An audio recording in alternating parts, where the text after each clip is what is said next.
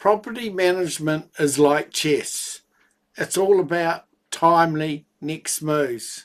Hi, I'm Richard from Always Property Management, managing rentals in the Manawatu and the Taurua region.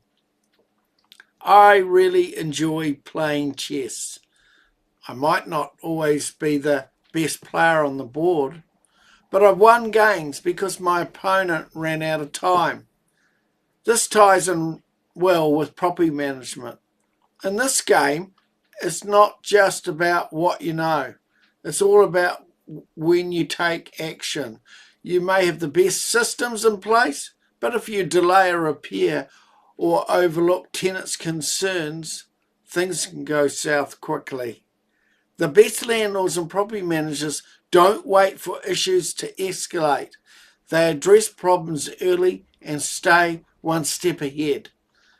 Keep your next moves lined up: inspections, maintenance, and communication.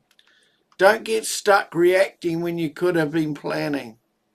Winning at chess and in property management relies on smart moves and timing. Stay ahead of the game. I hope that helps. We'll catch you next time. Now, if you've got a rental property in our area, let's chat.